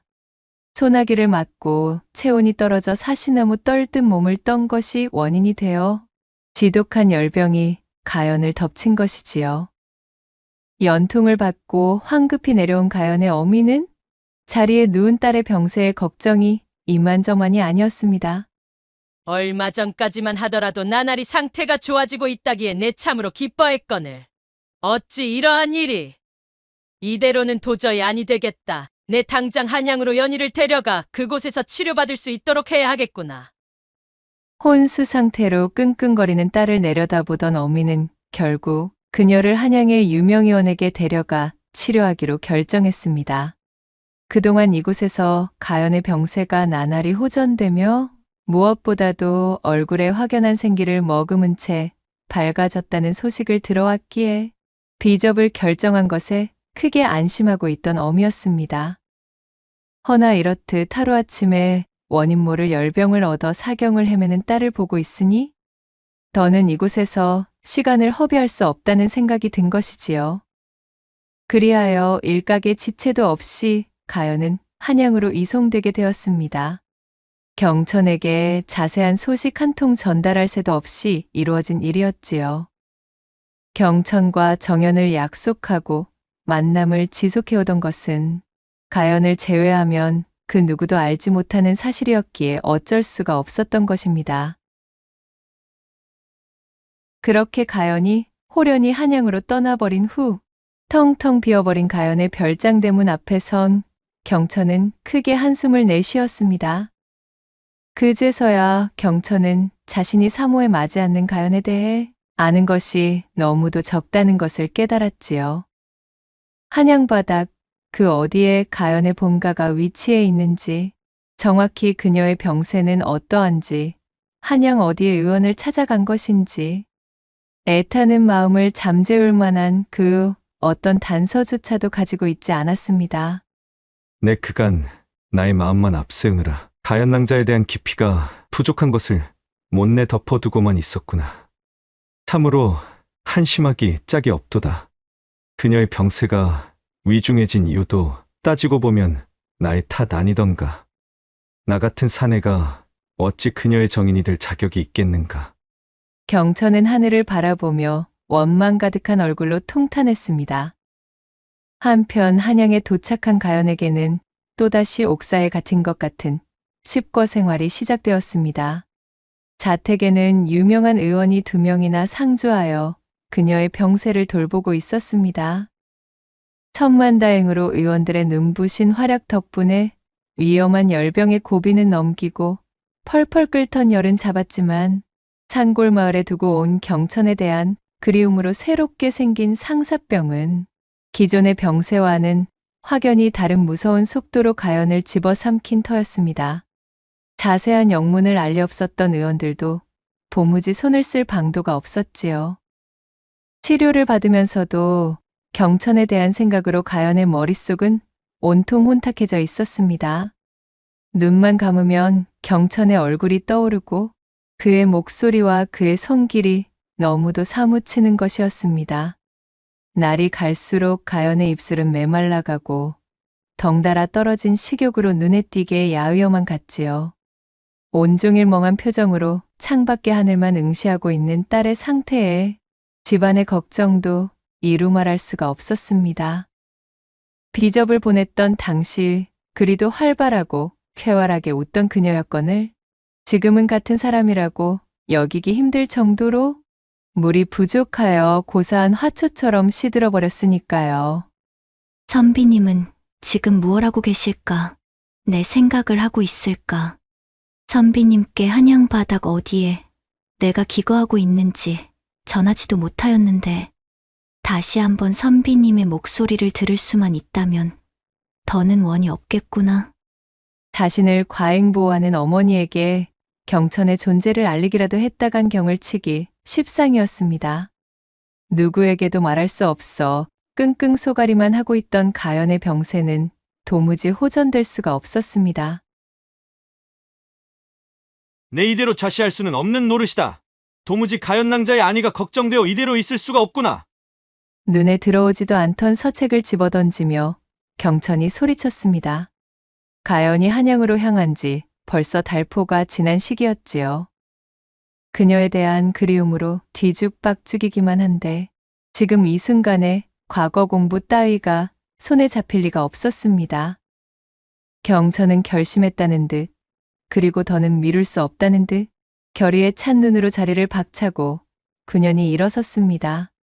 당장 한양으로 향해야겠도다. 내 그곳에서 쓰러지는 한이 있더라도 가연 낭자에 대한 소식을 내 눈과 귀로 직접 듣지 않고서는 심히 마음이 쓰여 아니 되겠구나. 그는 짐을 꾸려 빠르게 개나리 보찜을 싸맨 뒤 집에 남아있는 집신을 몽땅 끌어모아 보찜 안에 쑤셔 넣었습니다. 얼마 되지 않는 노자를 품에 갈무리한 경천은 그 길로 집을 나서 한양행으로 발걸음을 옮겼지요. 내 진작에 일이 나섰어야만 했다. 더 이상 가연 낭자와 관련된 사안에 아둔하게 구는 일은 더는 없을 것이야. 한 걸음 한 걸음 내딛는 경천의 발걸음에는 다부진 결심이 서려 있었습니다. 한편 가연이 연금되어 지내고 있는 그녀의 본가, 달포씩이나 경천과 떨어져 지내고 있던 가연의 병세는 심각한 수준이었습니다. 그녀의 상사병은 깊을 대로 깊어져 이젠 단 하루도 경천 없이는 견딜 수 없을 지경이었어요. 횡하게 수척해진 그녀의 안색에 가연의 어미는 근심을 내려놓을 수 없었고 결국 가연을 끝없이 추궁하고 채근하여 그녀의 마음에 생긴 병이 어디에 기인했는지를 알아내려 하였지요. 도저히 경천의 소식이 궁금하여 더는 견딜 수 없었던 가연은 결국 비접을 내려가 있는 동안 경천과 가졌던 모든 일들을 남김없이 털어놓게 되었습니다. 지금 자신의 병세는 바로 경천이라는 선비를 향한 그리움에서 비롯한 상사병임도 실토하게 되었답니다. 남녀가 유별하거늘 비접지에서 정혼조차 하지 않은 외간 사내와 정을 통하다니. 내 정말 너의 행보에 기가 막혀 말이 나오지 않을 정도로 천인공로할 일이나. 지금은 너의 병세를 호전시키는 것만이 나의 숙명이니 꾸지람은 내 나중으로 미루도록 하마. 가연의 어미는 깊은 한숨을 내쉬며 못마땅하다는 투로 가연을 나무랐습니다. 허나 자신의 여식을 살리는 것이 급선무였기에 그녀는 하인들을 호출한 뒤 경천의 소식을 수소문하라 이르고 하루속히 그의 행방을 알아내라 명하였지요. 하명받은 하인들이 서둘러 비접지로 내려가 경천의 소재 파악에 나섰지만 그는 이미 가연을 찾기 위해 한양으로 출발한 지 오래였습니다. 고을 사람들에게 물어물어 그의 거처로 찾아가 보았으나 이미 떠난 지 오래인 흔적만 남아 있었지요. 하인들은 난처했으나 이렇다 할 성과 없이 빈손으로 돌아올 수밖에 없었습니다. 그러나 사실 경천은 이미 한양에 입성해 있던 상태였습니다. 가연과 그의 어미가 자신을 찾고 있을 것이란 사실은 꿈에도 모른 채 한양의 저작거리 여기저기를 들쑤시고 있던 중이었어요. 혹여나 가연이라는 이름의 낭자를 아시는 분 없소이까? 내 한시가 급하여 이리 부탁하는 것이니 내 이야기를 좀 들어주시오. 아, 이런 경우 없는 양반을 보았나? 아니, 이보시오. 이 드넓은 한양 바닥에서 달랑 이름 하나 가지고 대관절 어찌 사람을 찾는단 말씀이슈?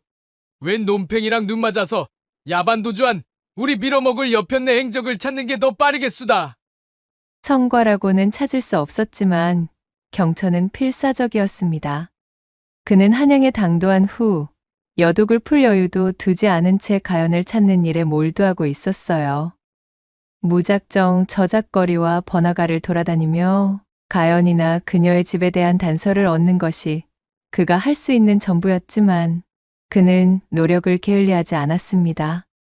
그저 가연 낭자의 꽁문이나 쫓아다닐 시간에 조금이라도 낭자의 주변에 대한 이야기에 귀를 기울일 것을 그랬구나. 한양바닥에서 김서방 찾기나 다름이 없음이니 이거야 원. 준비해온 노자는 진작에 다 떨어졌고 기거하고 있던 주막에서도 숙박대를 내지 못해 쫓겨날 처지에 놓인 것을 통사정으로 겨우겨우 버티고 있는 실정이었지만 그는 가연을 찾는 일을 멈출 수가 없었지요. 자신이 고향 평안도에 연통을 넣어 한양의 체류비를 손벌릴 형편도 되지 않았습니다. 자신의 과거 시험 준비 뒷바라지만도 빠듯한 무늬뿐인 양반 가문이었으니까요.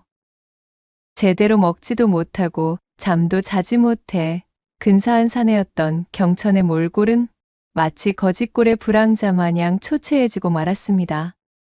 그렇게 한양바닥 한쪽에서 경천이 가연을 찾아 헤매이고 있을 때 하인들에게서 경천의 행방을 찾을 수 없다는 소식을 전해 들은 가연은 하늘이 무너지는 것만 같았습니다. 자신이 열병으로 알아누워 의식을 잃었던 사이 경천에게 이런 방구 말도 전하지 못한 채 비접지를 벗어난 것이 너무도 원망스러웠지요. 지금쯤 선비님은 나를 찾고 계실까? 아니면 소식 한 통 없이 자신을 떠나버린 것을 원망하시어 나 같은 것은 깨끗하게 잊고 과거 길에 오르셨을까? 아, 나의 선비님. 선비님이 그리워 잠을 이룰 수 없는 이 소녀의 마음을 어찌 전할 수가 있을까요?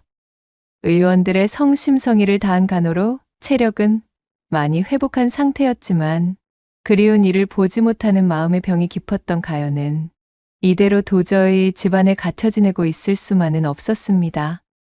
이렇게 허송세월을 보내며 경천에 대한 소식 한 줄 들을 길도 없이 시간만 축내고 있다면 자신은 살아도 살아있는 것이 아니라는 생각이 들었지요. 이 한 목숨 어찌 되는 일이 있다 하여도 길이 한양에서 선비님의 행방조차 모른 채 두 눈만 껌벅이고 있을 수만은 없구나. 굳은 결심을 세운 가연은 어미 모르게 몰래 모아둔 폐물 상자를 열어 값이 나갈 만한 것들을 모조리 챙겨 보따리를 꾸렸습니다. 극성맞고 과보 일색인 자신의 어미에게 반하는 일을 해야만 하는 상황이 생길 것을 대비해 요긴하게 사용하기 위하여 틈틈이 모아둔 것들이었지요. 그날 밤 삼경이 다가올 무렵 가연은 지키고 섰던 하인들이 조는 틈을 타 살금살금 자신의 방을 빠져나와 월담을 감행했습니다. 어디서 그런 기운이 솟았는지 야윈 몸이 더없이 가볍기만 하였지요. 선비님을 찾아 나설 생각을 하니 온몸에서 기운이 샘솟는구나. 어머님, 부디 제 걱정이랑 말아주셔요. 저는 이 집안에 갇혀있는 것이 오히려 죽을 만큼 고통스럽습니다. 저는 반드시 선비님을 찾아 제 운명을 바꾸어 보겠어요. 가연은 보따리를 소중히 품에 안은 채 그렇게 삼경의 어둠 속으로 달아나 버렸습니다. 시간이 얼마나 지났을까요? 경천은 자신이 한양에서 생활한 지 벌써 얼마나 시간이 지났는지 세는 것을 잊어버렸습니다. 지내던 주막에서는 진작에 쫓겨났고 잦은 노숙과 길거리 생활, 그걸로 겨우 연명한 덕분으로 허름한 행색이 말이 아니었지요. 그럼에도 그는 아직도 가연을 찾을 수 있는 실마리를 얻는 일이라면 눈에 불을 켜고 쫓아다녔습니다.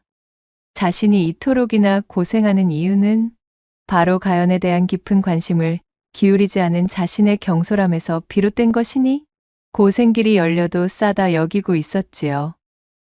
그는 넓디 넓은 한양의 저작거리를 구획별로 나누어 뒤지고 있던 터였습니다. 막무가내로 찾는 것보다 그것이 효율적이라 여겼기 때문이었어요. 오늘은 남문 바깥 구역을 탐문해 보도록 해야 하겠구나. 하루 종일 아무것도 먹지 못하였더니 기운이 없는 것이 앞으로 얼마나 더 이 생활을 지속할 수 있을지 알 수 없는 노릇이로군. 그는 줄임배를 움켜쥐며 천천히 걸음을 옮겼습니다. 그러다 문득 스쳐 지나가는 주막 안에서 탁배기를 나누는 몇 명의 사내들이 나누는 이야기를 흘려듣게 되었지요. 자네 그 이야기 들어보았는가? 저 아래쪽 저작거리 뒤편에 그 외 노비들을 거래하고 관청에 입안받는 업무를 대신해주는 사관이 하나 있질 않은가? 아, 그렇지. 이따마다 노비 거래 공증을 받아다 주는 곳 아니던가. 그래, 거기 말이여. 거기에 얼마 전부터 웬 젊은 양반댁 처자가 한 명 기웃대기 시작했는데, 아니 글쎄 이 처자가 하루가 멀다 하고 거기 나타나서는 웬 남정네 하나를 찾아달라고 아주 관내를 휘젓고 난리가 아니었다는구먼. 연고도 없는 자가 한양바닥에서 오래 떠돌아다니면 필시 그 사관을 거치게 될 것이라면서 말이야. 오이, 눈이라도 맞은 사내인가? 양반대교식이 어쩌자고 그런 험한 곳까지 가서 남정네의 안부를 묻는 것이여. 거기는 신분이 탄탄한 사람들도 잘못이 엮이면 졸지에 노비나긴이 찍혀 쥐도새도 모르는 곳으로 팔려가는 것이 일상인 곳인디 말이여. 아, 그러게나 말일세. 광증이 걸린 여인네 마냥 난동을 피우는 바람에 동원해서 나졸들이 나섰다는데 호련히 자취를 감췄다고 하지를 않는가. 목격한 자들에 의하면 분명 오랜 노숙 생활로 꾀죄죄한 처자였지만은 그 행색은 필시 양반집 여식 행색이라 그것이 참 신통한 일이 아닐 수가 없었다는구먼. 게다가 그 여식이 그 사내를 찾아주는 대가로 주겠다면서 품에서 내민 폐물이 아주 어마어마하게 값이 나가는 것이었다질 않은가. 그 소문을 들은 근방 왈패들이 그 여인을 찾아 싸그리 털어먹겠다며 아주 난리도 아니라네. 허참, 별일이 다 있구만. 그런 곳에서 폐물을 가지고 다니는 것을 동네방네 떠벌리고 다니다니 말이여. 이 험한 한양바닥에서 그리 똥오줌도 가리지 못하다니 아무리 곱게 자란 양반네 여식이라고 한들 세상 물정에 까막눈이어도 그리어두우면 험한 꼴 당하기 시상이지. 사내들의 담소를 어깨 너머 유심히 엿듣고 있었던 경천은 이상하게도 그냥 흘려버릴 수가 없었습니다. 자신의 오감이 이것에 대해 집중하라 말하는 듯한 기분이었지요. 그간의 고생길이 끝날 것만 같은 알 수 없는 희망마저 고개를 드는 느낌이었습니다. 아무래도 아니 되겠다. 내 이 두 눈과 두 귀로 확인하기 전에는 포기할 수가 없구나. 그 사관으로 찾아가 보아야겠도다. 물어물어 노비공증 사관의 구역으로 당도한 경천은 눈앞에 들어오는 살풍경한 모습에 숨을 들이켰습니다. 곳곳에 널브러져 있는 광인들과 불황자들, 당리를 갚지 못해 스스로 노비가 되어 팔려나가는 것을 기다리고 있는 사람들까지 자신이 그토록 떠돌아다닌 한양바닥과 같은 땅인지 군간이 가지 않을 정도로 이곳은 그야말로 생지옥과도 같은 모습이었으니까요. 희망을 잃어버린 자들이 모여있는 지상 최대의 나락이라는 생각이 한 번에 들 만큼 그곳의 분위기는 어둡고 암울했습니다. 어디서부터 가연낭자의 정보를 취합해야 할지 그것만으로도 막막하건만 초입부터 쉽게 해결될 것 같아 보이지는 않는구나. 만약 주막의 사내들이 말하던 소문이 사실이라면 가연낭자는 혈혈단신, 성치도 않은 아녀자의 몸으로 오로지 나를 찾기 위해 이런 곳을 드나들었다는 말이질 않은가. 가연낭자가 큰 위험에 처하기 전에 매 반드시 그녀를 만나야만 하겠도다. 경천은 자신의 허리춤끈을 졸라매고 심호흡을 하며 안쪽을 향해 들어갔습니다. 바로 그 순간 길바닥에 널브러져 있던 거린행색의 선비 하나가 앞으로 나서던 경천의 발을 슬쩍 걸어버리는 것이 아니겠어요? 우앗! 중심을 잃고 쓰러진 경천이 와당탕 앞으로 굴러버렸고 이윽고 몸을 일으킨 그가 잔뜩 화가 난 목소리로 소리쳤지요. 아니 여보시오! 이것이 대체 무슨 해괴한 짓이오? 아, 사람이셨소. 허허 이거야 원. 내 미안합니다.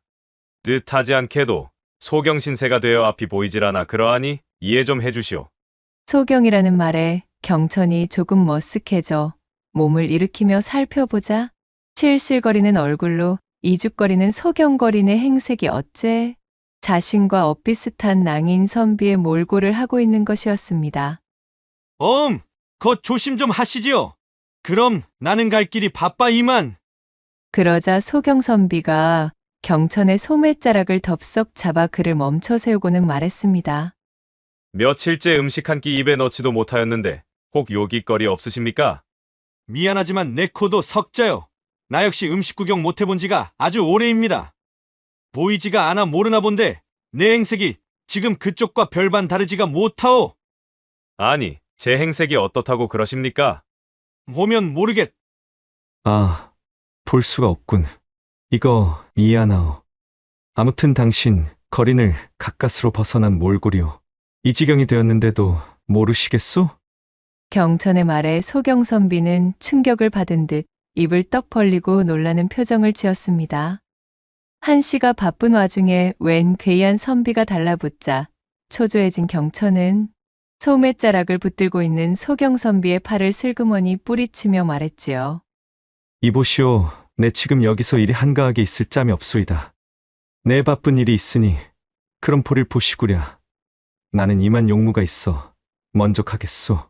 그리고는 한 발짝 앞으로 발을 때렸는데 이게 웬걸.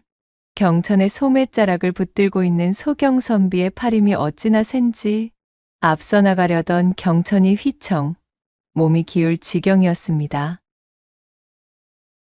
아니 왜 이러시오? 이것 좀 놓고 좀.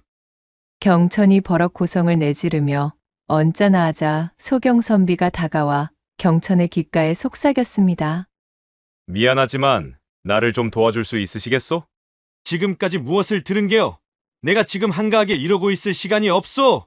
한시가 급한 와중에 당신까지 도울 여력은 더더욱 없는 사람이고 말이오. 대체 무슨 일이기에 이 노비거래촌에서 바쁘다는 게요? 설마 지엄한 국법을 어기고 몰래 산노비나 도망친 간호를 잡아다 거래하는 노비 상인이시오? 이 사람. 거 보이지 않는다고 생사람 잡지 마시오. 나는 오히려 그 지엄한 국법을 어기고 산업이나 간호를 암암리에 내다 파는 족속에게 혹여나 잡혀있을지도 모르는 내 정인을 찾고 있는 사람이오. 하도 어처구니가 없어 억울해하는 경천의 목소리에 소경 선비가 씩 미소를 지으며 답했어요. 고, 그러하시단 말이시오? 이곳에서 찾는 정인이 있으시다? 그러하면 더더욱 잘 되었소. 나를 도우면 당신의 정인을 찾는 일에도 도움을 받을 수가 있을 것이오. 소경 선비가 희죽거리며 경천에게 귓속말로 몇 마디를 속닥거렸고 그의 말을 들은 경천의 두 눈이 휘둥그레졌습니다. 지금 한 말이 참으로 사실이시오. 그것이 정말이라면 내 당신을 따르겠소이다. 부디 내 정인을 찾을 수 있도록 도와주시오. 나도 조력하겠소. 한편 가연이 야밤에 월담하여 도망친 이후 집안은 한바탕 난리가 났습니다. 병약하고 연약한 아씨의 야반도주 하나 지키지 못하여 세도가 양반댁 무남동녀의 생사조차 모르게 되었으니 여식의 안위와 체면을 동시에 구긴 안방마님의 심기가 여간 불편한 것이 아니었지요. 가연의 어미는 당장 하인들을 불러 문초를 놓을 기세로 집안을 뒤집었습니다. 연희가 집에서 사라진 지 몇 날 며칠째인데 아직도 소식조차 들을 수 없으니 참으로 기가 막힐 노릇이로다. 건장한 사내도 아니고 병세가 완연한 아녀자 홀로 그것도 눈에 띄는 비단 옷을 두른 양반댁 아녀자 이거늘 아직도 찾아내지 못한다는 것이 이게 말이나 되는 이야기이냐. 내 딸이 지금 이 한양의 저작거리 어딘가에서 그 어떤 험한 꼴을 당하고 있을지 모르는데 지금 당장 무슨 소식이라도 가져오지 않으면 내 그날 번을 서고 지켜보고 있던 놈들부터 시작하여 내 놈들 모두 가만두지 않을 테니 목숨들이 아깝거든 당장에 나가 무엇이라도 알아내거라. 서슬퍼런 얼굴로 일가라는 가연의 어미가 보이는 박력은 하인들로 하여금 공포에 질리게 만들기엔 부족함이 없었습니다. 그리하여 발등에 불이 떨어진 하인들이 저작거리 구석구석을 샅샅이 뒤지며 가연의 행방을 찾는 것에 혈안이 되어 있었지요. 하인들은 이번 아씨 수색 임무의 성과를 내지 못하면 자신들의 목이 온전치 못하리라는 것을 잘 알고 있었습니다. 하인들은 혼비백산하여 서로 패를 나눠 저작거리 곳곳에서 가연의 행방에 대한 실마리를 캐고 다녔어요. 그리고 그 패 중에는 무명이라는 이름의 하인도 있었지요. 가연이 월담을 하던 그날 밤 가연의 방 앞에서 번을 써다 그만 졸음을 참지 못해 깜빡 잠이 들었던 하인이 바로 무명이었습니다. 무명은 그야말로 똥줄이 타고 있었습니다.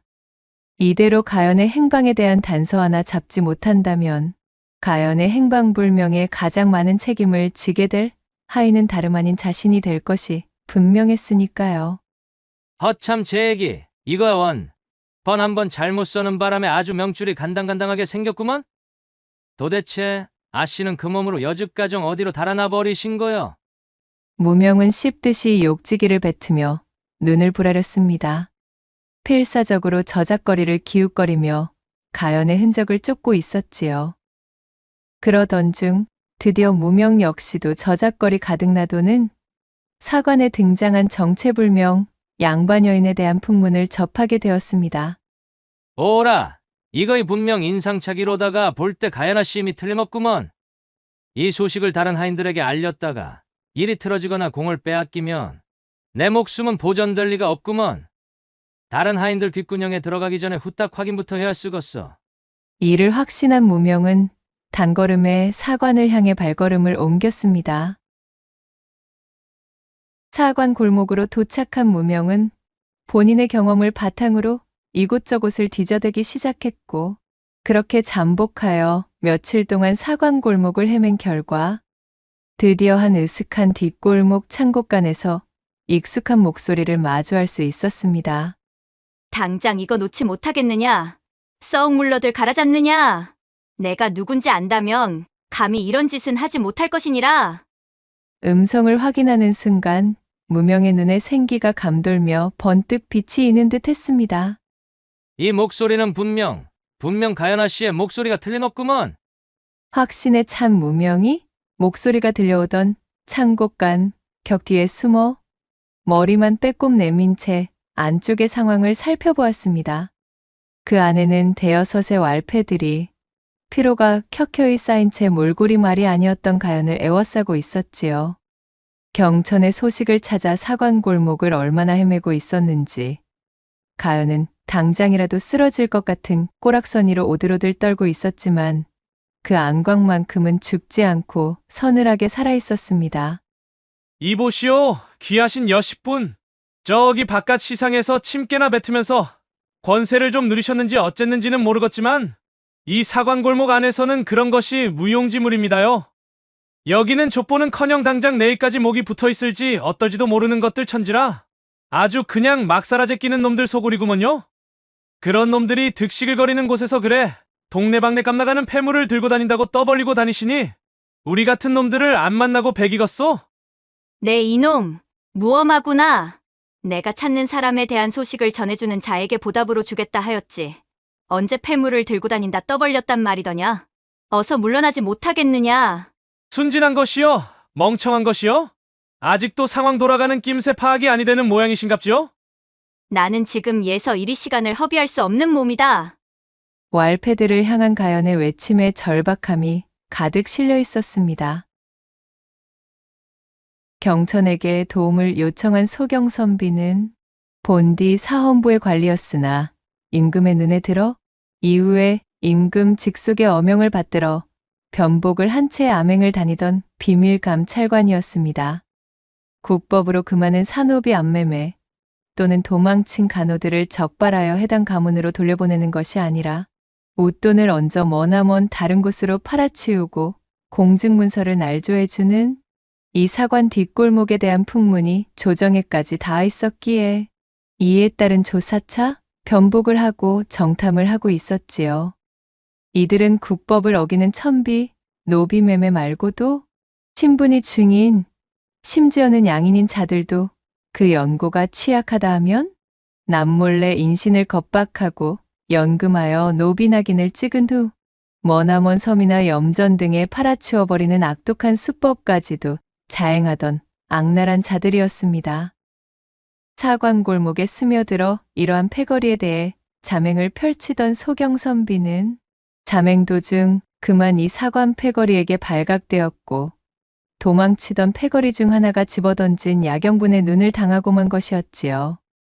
야경분은 명에서 건너왔다 전해지는 독분말로 안구에 접촉되면 며칠간 시력을 상실하는 독성을 지닌 가루였습니다. 그리하여 졸지에 소경신세가 되어 낭인처럼 길바닥에 쓰러져 있던 차에 우연히 경천을 만나게 되었지요. 앞이 제대로 보이지 않아 당장 나졸들을 동원하러 움직일 수도 없었고 낭인들이 판을 치는 이 사관골목에서 그 누구도 믿을 수 없던 차에 우연히 만난 그것도 사람을 찾기 위해 절실한 외지인이었던 경천과의 만남은 한 줄기 기회와도 같았답니다. 소경선비는 모든 사실을 귀띔해주며 경천에게 자신의 눈이 되어달라 부탁하였습니다. 이에 경천은 매우 놀랐으나 어쩌면 가연을 찾는데 도움을 받을지도 모른다는 생각으로 일을 수락하게 되었고 그리하여 두 사람은 함께하게 되었던 것입니다. 헌데 과연 아무것도 모르고 방 안에서만 지내던 순진한 양반댁 여식이 이런 험하고 무서운 소문이 흉흉한 곳을 제 발로 찾아들 확률이 있다 보십니까? 저작거리에서 들은 소문에 대해 지푸라기라도 잡는 심정으로 반신반의하고는 있지만은 암행관 나리 의사는 어떠하신지 여쭙고 싶습니다. 저도 그리 생각은 하고 있소마는 이 사관골목이 또한 워낙 다양하고 의지할 곳 없는 사람이 모여들기로 이름 높은 곳이라 한양바닥에서 행방이 묘연해진 사람이나 사연이 있어 멀리 떨어졌다 소식이 끊긴 사람을 찾기 위하여 이 사관골목을 기웃거려 보는 사람들이 아름아름으로 상당히 많다 들었소이다. 만약 선비님의 정인께서 그런 풍문을 접했다 하면 가능성이 아예 없는 것도 아니외다. 나는 반드시 가연낭자를 찾아야만 합니다. 내 그녀가 가장 힘든 순간에 아무것도 알지 못하여 곁을 지켜주지 못한 데다가 만약 이 흉흉한 사관거리를 떠도는 소문의 주인공이 진정 가연낭자임에도 내가 아무런 힘이 되지 못한다면 이번에야말로 나는 견딜 수가 없을 것이오. 자, 그러니 내 눈이 되어달라는 것 아니겠소이까? 보시오, 어떠소? 필시 이 근방 어딘가로 허름한 행색의 사람들이 들어는 갔으나 나온 흔적은 없는 출입구가 보일게요. 바로 그곳이 내가 찾는 지점이오. 거기가 놈들의 본거지임이 틀림없소이다. 더듬거리며 손을 놀리는 소경선비의 말에 경천이 유심히 골목 안쪽을 살펴보기 시작했습니다. 그리고 잠시 후 어느 왈패 무리가 커다란 자루 하나를 등에 짊어지고서는 낡은 헛간 안쪽으로 들어가는 것이 보였지요. 그들이 어깨에 맨 자루에서는 묘한 소리가 흘러나오는 듯 싶었는데 마치 입이 막힌 여인의 흐느낌과도 같았습니다. 저기, 저쪽에서 웬 왈패무리들이 커다란 자루를 둘러매고 헛간으로 들어갔는데 그 자루가 상당히 수상한 것이 마치 사람을 감춘 모양새였소. 이런, 서두릅시다. 아무래도 나에게 독을 쓴 자들이 틀림없는 듯 싶군. 여인들을 불취하여 노비로 암암리에 팔고 있는 것이 틀림없소. 어서 나를 그들이 향한 곳으로 안내해 주시오. 아니 어쩌려고 그러십니까? 눈도 성취하는 와중에 저 건장한 왈패들을 어찌 상대하시려고요? 설마니 저에게 기대를 걸고 계신 것은 아니시겠지요? 저는 격기라고는 일절 익혀본 역사가 없는 그야말로 선비 나부랭입니다. 그렇게나 건장한 자들이오? 덩치들이 못해도 팔척들은 되어 보입니다만. 이거 무엄하오? 이 나라 지엄하신 지존의 직속사나 아멘감 찰관을 지금 뭘로 보고? 그러니 선비님이 내 눈이 되어달라 하질 않소. 저 치들이 내게 달려들 때 그들의 위치만 잘 말씀해 주시오. 나머지는 내 알아서 하리다. 위치만 말해달라니 지금 그것이 겨우 나리께서 세우신 작전이란 말씀이십니까? 이거 꼼짝없이 가연낭자를 찾기도 전에 목이 달아날 팔자로구만. 한편 무명은 갑자기 시작된 왈패들과 거짓골을 하고 있는 두 선비와의 충돌을 놀란 눈으로 지켜보고 있었습니다. 왈패들이 가연의 폐물을 모조리 빼앗고서 그녀를 포박해 자루에 담아 어딘가로 데려가는 사이 그들을 쫓으며 기회만을 엿보고 있던 중 일어난 난리통의 어안이 벙벙했지요. 한 선비는 앞을 보지 못하는 듯 눈을 감고 있었으나 신기하게도 몸놀림이 마치 제비와도 같아서는 몹시도 재빠른 몸동작으로 왈패들을 제압하고 있었고 또 다른 한 선비는 그야말로 이런 난장판은 한 번도 겪어보지 못한 사람 마냥 미약해 보였으나 이를 악물고 소경 선비의 눈이 되어 왈패들의 위치와 거리를 끊임없이 소경 선비에게 소리쳐 알려주고 있었지요. 저치들이 대관절 못하는 광대들인지는 모르겠지만 이거야말로 천금 같은 기회구만? 이 혼란을 틈타서리 나 혼자 단독으로다가 아씨를 구해가지고 가면 내 죄도 싹 용서될 것이여. 그는 왈패들과 선비들이 한데 뒤엉켜 혼전을 벌이는 사이 한쪽 구석에 방치되어 있던 자루로 살금살금 다가갔습니다. 자루 안에서는 포박당한 가연이 시종일관 꿈틀거리며 탈출하기 위해 용을 쓰고 있었지요. 무명은 얼른 자루를 들어올려 제 어깨에 들쳐매고는 무리들이 한데 정신이 팔려있는 사이 쏜살같이 창고간을 벗어나 달아났습니다. 달려드는 왈패들을 허둥지둥 피하며 소경선비, 아니 아멘감 찰관에게 왈패들의 정보를 전달하느라 여념이 없던 경천의 눈에 자루를 메고 달아나는 하임 무명의 뒷모습이 들어왔지요. 그 모습은 경천으로 하여금 왈패의 잔당으로 오인하기 딱 좋은 광경이었습니다. 아니 저기 이보시오. 거기 서시오. 한참을 뒤도 돌아보지 않고 미친 듯이 자루를 업고 내달리던 무명은 숨을 잇는 대로 헐떡거리며 멈춰섰습니다. 무명이 뛰어오는 동안 자루 속 가연이 몸부림을 치며 무언가를 이야기하려 하는 것을 눈치챘지만 도망치는 동안 그것을 신경 쓸 여유가 없었기에 애써 무시하고 있었지요. 이윽고 인적이 닿지 않는 듯한 외딴 창고간으로 몸을 숨긴 무명이 주변을 둘러보고는 안심한 뒤 자루의 입구를 열고 가연을 꺼내 그녀의 포박과 재갈을 풀어주었습니다. 아씨, 접니다요. 무명입니다요. 이제 안심하셔도 되는구먼요. 무명의 반가움 가득한 외침에도 어쩐 일인지 가연은 몸을 축 늘어뜨린 채 눈을 감고서는 대답이 없었습니다. 엄마? 아씨, 정신 좀 차려보십시오, 아씨. 무명이 놀라 안절부절하며 가연의 코에 자신의 귀를 가져다 대었지요. 아뿔싸, 가연이 숨을 쉬지 않는 것이었습니다. 이것이 뭔 일이요? 아씨, 일어나 보십시오 좀. 사색이 된 무명이 제 주인 집 아씨의 몸에 감히 손을 대는 것이 얼마나 커다란 죄인지도 망각한 채 가연의 몸을 잡고 흔들었으나 가연은 깨어날 줄을 몰랐지요. 뭐시여 시방. 설마 아까 전 자루 속에서 숨쉬기가 힘들어가지고? 무명은 그야말로 머리털이 쭈뼛 서는 기분이었습니다. 일이 이 지경까지 되어버릴 줄은 몰랐던 것이었지요. 그저 아씨를 구하고 무사귀환시키는 공을 독차지하여 제가 저지른 죄를 용서받을 생각뿐이었지. 막상 그 아씨가 답답한 자루 속에 갇혀 호흡곤란의 상황이 왔을 줄은 꿈에도 몰랐습니다. 무명은 머릿속이 새하얗게 변했고 이윽고는 커다란 충격과 함께 자신에게 닥칠 후환이 두려워 실성에 가까운 상태가 되어버렸습니다. 이렇게 되면 나는 목이 달아나는 것으로는 끝나지 않는구먼. 창것의 종놈이 주인댁 아씨를 이리 만들었으니 오체분실을 당해도 100번을 당할 것이여.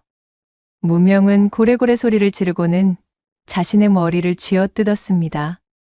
흔들리던 동공으로 고민하던 무명은 결국 창곡간 한쪽에 널브러져 있던 지푸라기 더미로 가연을 덮어두고는 그녀를 내버려 둔 채 주랭랑을 치고 말았지요. 대단합니다, 감찰관 나으리. 실로 대단한 무의입니다. 설마하니 앞도 보이지 않는 상태로 이 장정들을 모두 때려눕히실 줄은 몰랐습니다. 아이고 되다 돼. 말도 마시오. 내 지금 까무러치기 딱 일보 직전이오. 왈패들은 모두 아멘감 찰관의 탁월한 무예 솜씨의 아래턱과 관자놀이를 가격당하여 혀를 빼물고 널브러져 있었습니다. 의외로 경천과의 합과 죽이 잘 맞아떨어져 두 사람은 왈패 무리들을 제압할 수가 있었지요. 아멘감 찰관이 뒤로 벌러덩 자빠지며 엄살을 피웠으나 경천은 그를 잡아세우며 외쳤습니다. 안 됩니다. 이들의 일행 중 하나가 자루를 메고 달아나 버렸습니다. 어서 그자의 행적을 쫓아야 합니다. 필시 그 자루 속에 무고한 아녀자가 들어있을 겁니다. 구해야지요. 아이고 알겠소. 거 살살 좀 하시구려. 경천의 성화에 아멘감 찰관이 못 말리겠다는 듯 몸을 일으켰고 부랴부랴 창고간을 빠져나왔으나 경천이 보았다던 일행, 즉 무명은 이미 모습을 감춘 뒤였지요. 어느 방향입니까? 추격할 수 있겠습니까? 이럴 수가! 한 발 늦어버린 것 같습니다. 나으리! 안타까움에 발을 동동 구르던 경천은 문득 바닥에 요란하게 찍힌 발자국을 발견하였습니다. 황급히 나서 달려나간 모양새, 그리고 무거운 짐을 들쳐매기라도 한 듯 발자국이 남은 곳마다 바닥에 흙이 움푹 패여 있었지요. 아무래도 이쪽인 듯 싶습니다. 발자국이 필시 무거운 짐을 맨 자의 형태, 즉 자루를 메고 도망친 자일 것 같습니다. 눈썰미가 아주 대단하시오. 자, 앞장서시지요. 두 사람은 황급히 발자국을 따라 나섰고 결국 가연이 쓰러져 있는 창고간의 앞까지 다다를 수가 있었습니다. 발자국이 여기서 끊어진 모양새입니다. 아무래도 놓친 것 같습니다. 경천이 아쉬움이 짙게 베인 목소리로 말했고 아멘감 찰관이 대답했지요. 아무래도 이제 우리 두 사람만의 힘으로는 무리가 있을 듯 싶습니다. 놈들의 본거지도 알아내었고 이 사안을 토대로 관의 출정을 요청할 터이니 이만 물러나도록 하십시다. 우리가 손본 왈패들의 잔당이 아직 도사리고 있을 수도 있고 이 이상 이곳을 배회하는 것은 좋지 못한 선택 같소. 선비님은 훌륭하게 해내주었소이다. 이 일은 이제 관에 맡기시고 애타게 찾아 헤매던 정인의 흔적도 쫓아야 하지 않겠소이까? 감찰관의 말을 들은 경천은 못내 안타까운 표정이 되어 고개를 떨구고 말았습니다. 그리하여 힘없이 몸을 돌려 그곳을 벗어나려고 하는 순간 경천의 뒷목에서 털이 바짝 서는 기분이 들었습니다. 뭔가가 이상합니다. 전에도 한번 이런 느낌을 받은 적이 있었지요. 그때에도 이 느낌을 애써 무시하다 결국 경을 치는 결과를 얻고 말았었는데 또다시 이런 느낌을 받게 되다니 뭔가 참으로 이상합니다. 묘하게 발을 옮기기 꺼림칙했던 경천은 자신의 직감을 믿고 주변을 두리번거리기 시작했습니다. 그리고 한 으슥한 창고간 쪽의 출입구로 향한 샛길에서 급박히 도망친 듯한 흔적의 발자국을 찾아내었지요. 결국 경천은 그곳에서 지푸라기 밑에 인형을 발견하고는 감찰관을 호출했습니다. 경천은 처음에 그것이 가연일 것이라고는 꿈에도 생각하지 못했습니다. 그러나 곧 눈을 감고 쓰러져 있던 여인이 그녀임을 알아차린 경천은 재회의 기쁨을 만끽할 새도 없이 가연의 이름을 목 놓아 부르며 실성한 사람처럼 그녀를 흔들어 깨우기 시작했습니다.